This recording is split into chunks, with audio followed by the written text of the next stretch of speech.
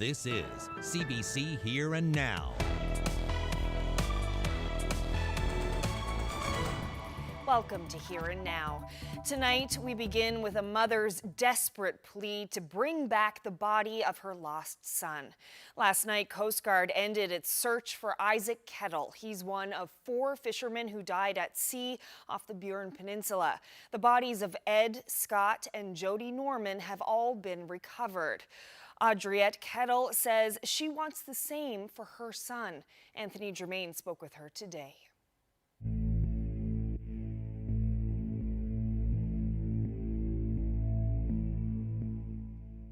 Now that blue fishing stage behind me, that is the Norman family stage, and that's where Isaac Kettle left from on what was supposed to be the last fishing trip of the season. Now, as we know, there's been an extensive search which was called off because there's no reasonable chance of finding Isaac alive. But his mother says no matter what the cost or the expense, more should be done to find her boy. Mrs. Kettle, my condolences. I'm sorry for what you must be going through. Thank you. What would you like to see happen as you try to process this horrible accident? I'd like to see come up with help for us to get that boat raised out of the water so we can get my son back. The Coast Guard search was called off last night after 48 hours, and it's not suitable. Well, as you know, some boats I think are out today. Some boats are out today, but that boat, my son is on that boat. Them other bodies are found, my son is on that boat. He needs to be brought up. They needs to get cameras, things like that on that ocean to bring him up. They can bring up the helicopters or cougars and things like that. Isaac needs to be home to us, his family. Have you tried to make this case to people? I'm after contacting Judy Foote, Church Rogers, Caroline Haley. Right now, I'm waiting on a call from the Premier. All right. And have you had a chance to actually talk to any of these people, or are you just leaving messages? Just messages. All right. Mr. Pike, he's going way beyond. The mayor? Yes, of St. Lawrence. You've also mentioned, I know to other people, that Isaac was the kind of guy that would Isaac went out of his way for everyone. If anyone was out there when that happened, he'd be on his boat and gone. He'd be in the country, he'd be gone. He's with the fire department, he's with everything. He was good to everyone in this harbor, and everyone from here to BC knows Isaac.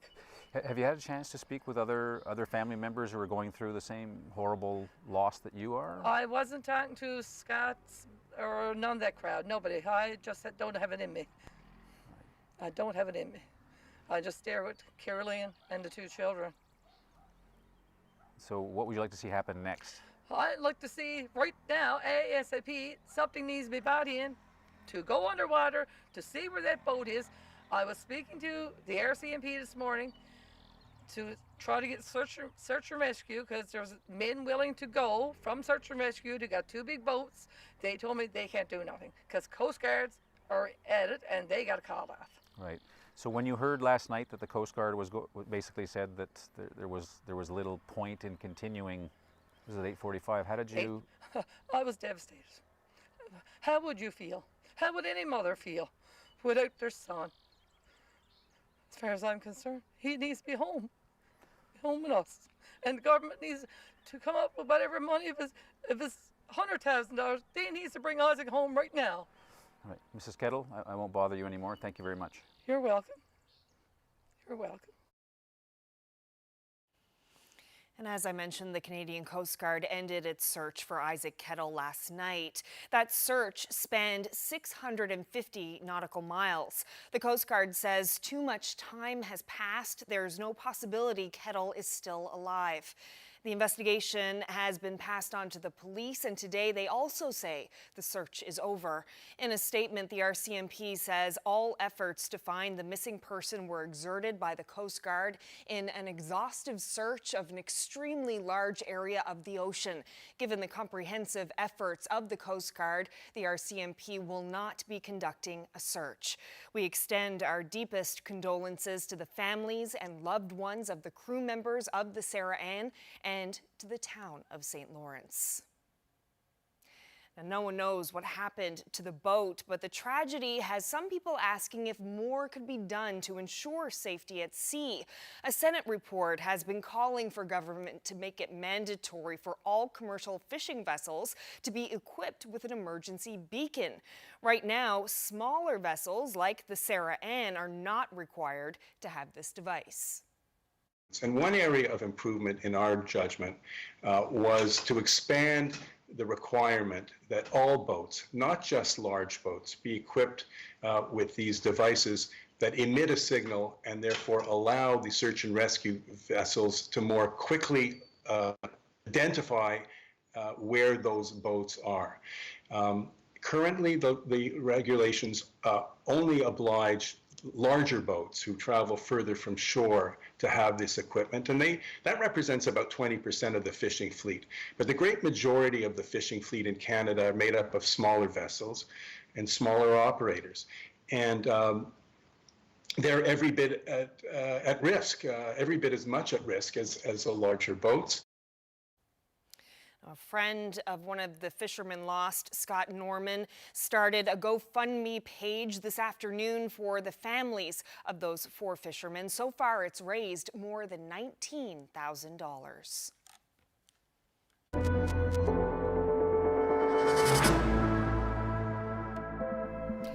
Winning streak is over. Newfoundland and Labrador has 1 new confirmed case of COVID-19. This comes after 20 straight days with no new cases. The confirmed case is a man in his 40s who recently traveled. He's in the Eastern Health Region. Public Health is now contact tracing. Everyone considered a close contact will be advised to quarantine. This brings the total number of confirmed cases in the province to 261. 3 of those cases are active. Well, talks are underway to allow travel between the maritime provinces. The so-called maritime bubble could happen as early as July. The Chief Medical Officer of Health for PEI says if things continue to go well, travel could be allowed between those provinces. We've talked about the maritime bubble just because of the closeness of our borders, but I think that would certainly include, I'd like it to include Newfoundland too. Newfoundland and Labrador has had few new cases similar to New Brunswick and PEI, but don't expect us to join that bubble. The Premier's office says we are not part of these talks and we're not ready to allow travel even within our own province, let alone between provinces. The local hospitality industry says that's a mistake. It wants to at least be part of the discussions, warning that not joining the maritime bubble may cause businesses to permanently shut down.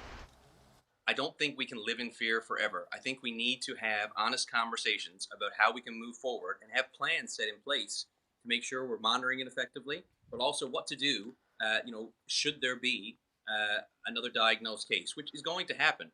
The virus, by all indications, is going to be around for a while, so we need to have a plan in place for how we react. We've done a good job so far, and I do think now is the time to push boundaries and look at other opportunities.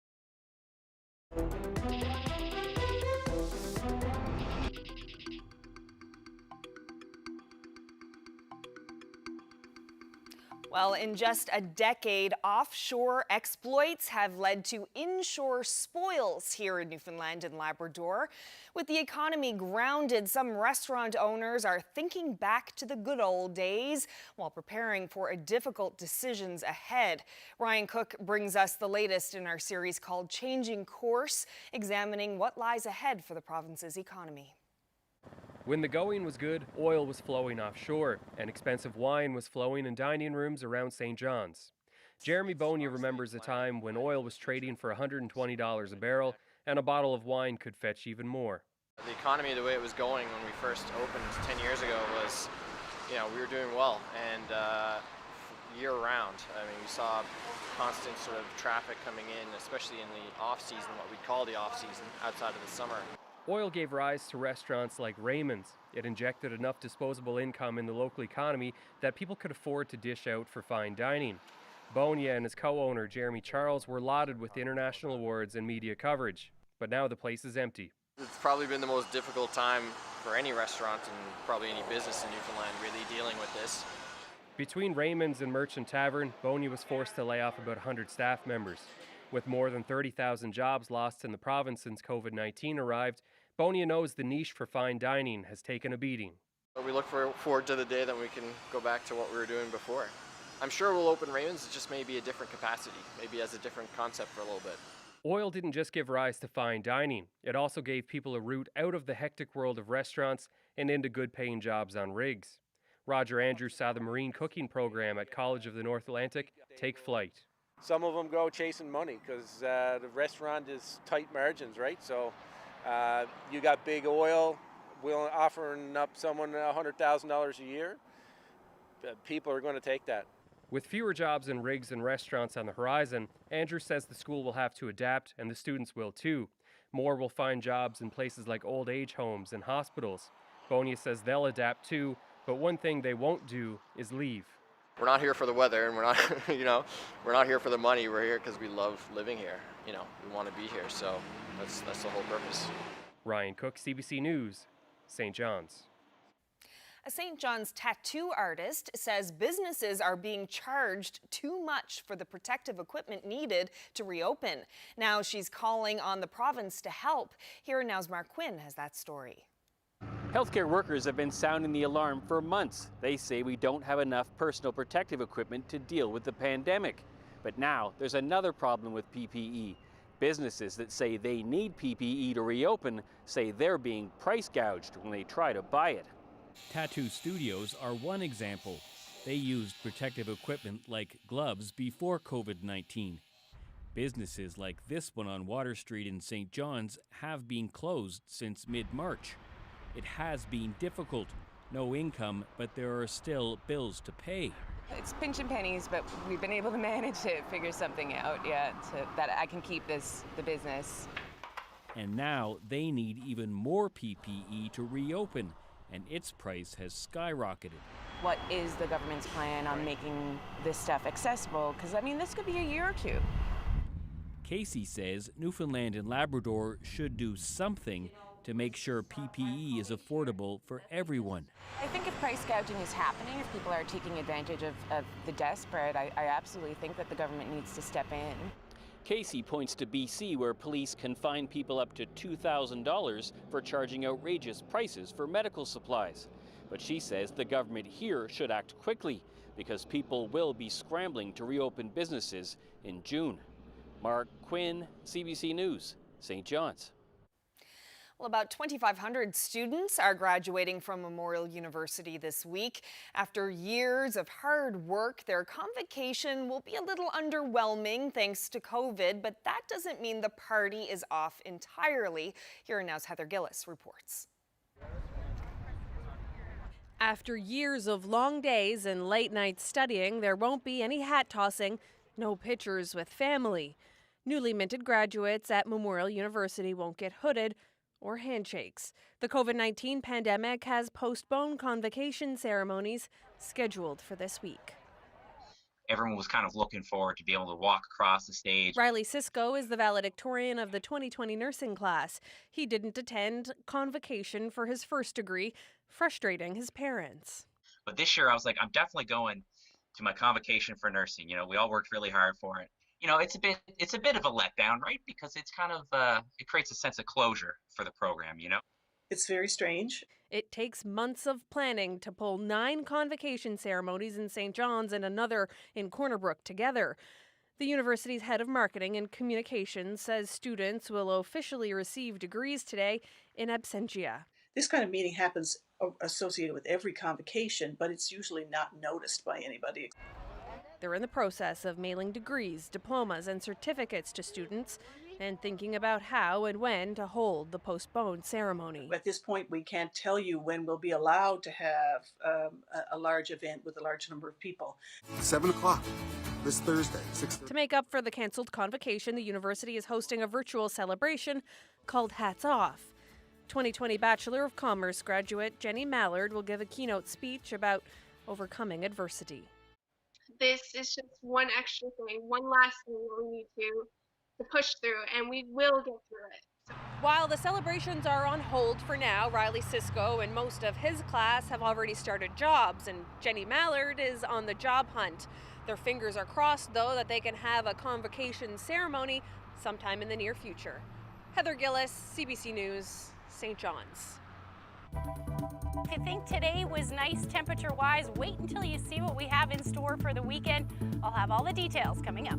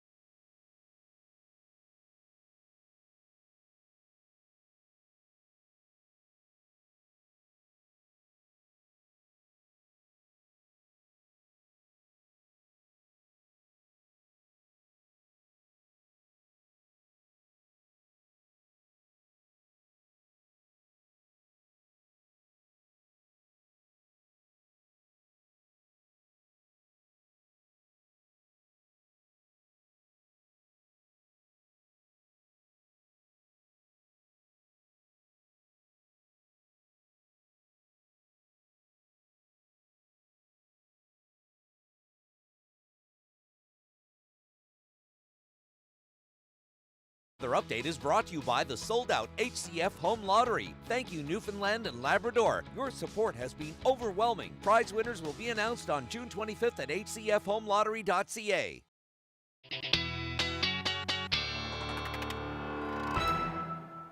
Well, another beautiful evening to be out enjoying the weather today. We actually reached our daytime high a little bit earlier this afternoon in parts of eastern Newfoundland. Let's take a look at those temperatures, sitting around 16 degrees here in St. John's, and then a number of areas seeing temperatures in the 19-20 degree range. The hot spot was actually in Labrador City, sitting at 23 as your afternoon high today. So we did see that warm front push through. That is what sparked those showers earlier this afternoon. And then this morning, even some thunderstorms down along the south coast. But that's since moved off now, and as we head through the night tonight, we're just looking at the potential for a few isolated showers for the next few hours, and then we should actually just see some fog patches developing. It'll be a fairly quiet evening tonight. And then we'll see some rain move in for Lab West, and then that will head further east as we head towards the morning hours.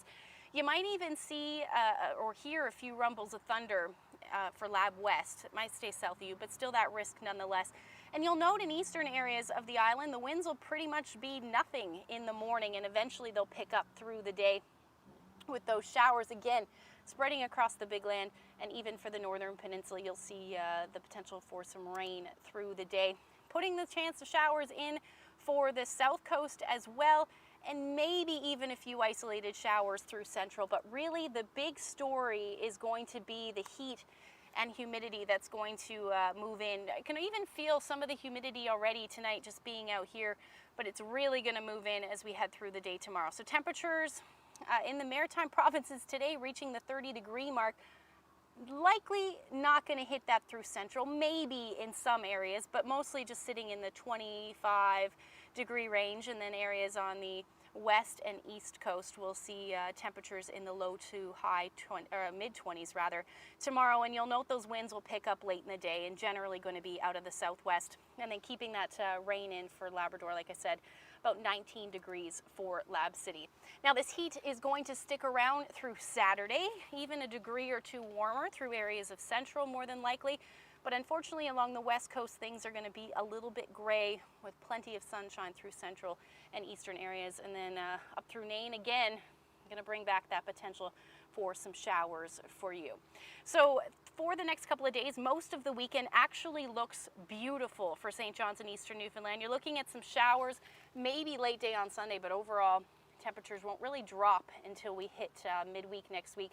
Through central, you're looking at temperatures around 21 degrees on Sunday, then we're turning into those showers. Overall gray, unfortunately, for western Newfoundland, but you are looking at fairly nice temperatures in the teens. And then for Lab West, by the time Monday rolls around, I know you see those flurries. It's just in the morning, and we should see that temperature climb back up into the double digits.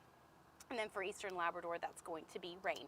So just before I leave you tonight, wanted to share this great shot of a pancake iceberg in Port Rexton. Bonnie sent us that great shot. Thank you so much. If you have any weather photos to share with us, send them to nlphotos@cbc.ca. That's a great shot. Well, soccer players may be off the field, but the CBS Soccer Association has found a way to keep kids in the game. They're lacing up in the living room for live virtual games. Here and now, Zach Audi virtually dropped in to cheer them on.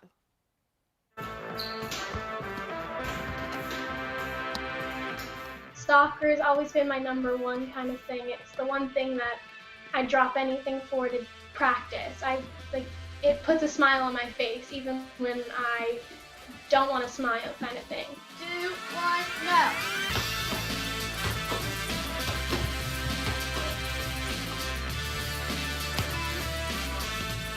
What is virtual soccer? Like, how does it work?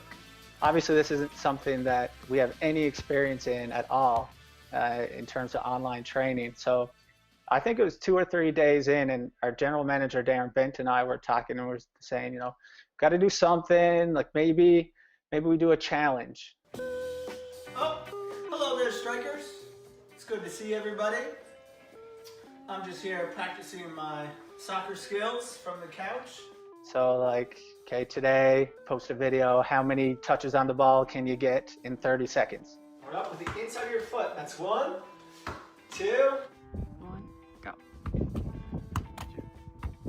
And when we posted it, we got a huge response from everybody.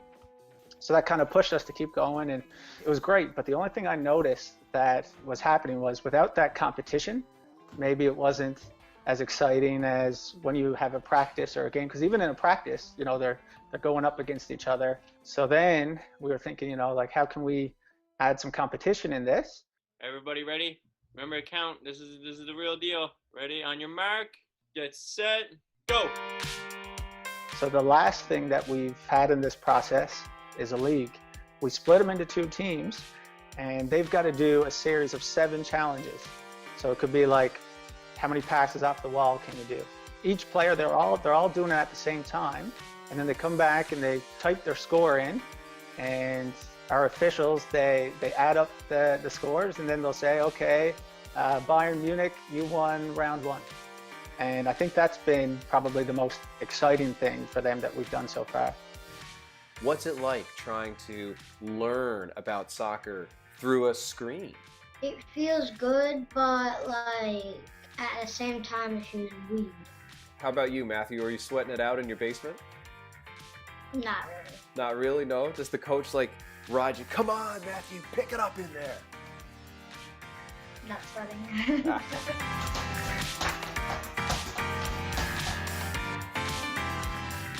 Getting up and practicing with my team, it gives me a sense of home, I guess, because soccer's always been the way I get out my frustrations when I'm angry or if I'm upset about something. It's my positive input. For some people, it probably is hard to find the motivation, of course, because through these times it's not the easiest, and some people are affected by it more than others. But for me personally, it wasn't totally hard to find the motivation, and I have my mom pushing me too. So Montreal finished with 69, and Seattle finished with 68. Oh, it's a close one. You know, it's never going to be the exact same when you're doing it virtually, but they're getting a lot of it.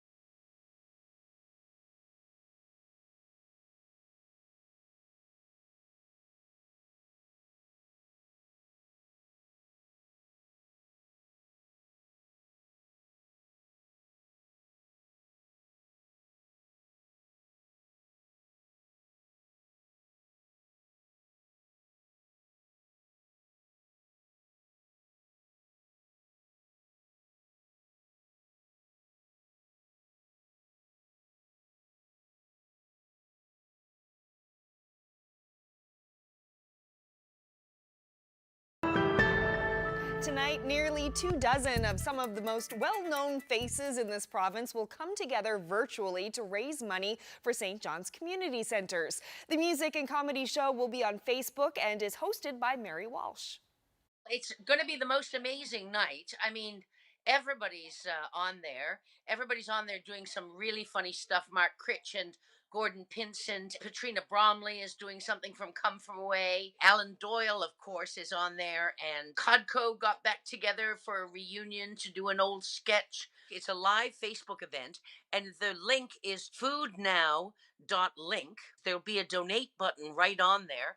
And this is money that is going to the 5 community centres. And that money will go directly into the bellies of the people who are hungry in our city right now. And before we leave you, here's a sight to fill your heart with the warm feeling of spring. This video was taken by the daughter of CBC producer Rod Etheridge. Great video, Rihanna. Nature in action. Lovely little starlings, rather. Thanks so much for spending part of your night with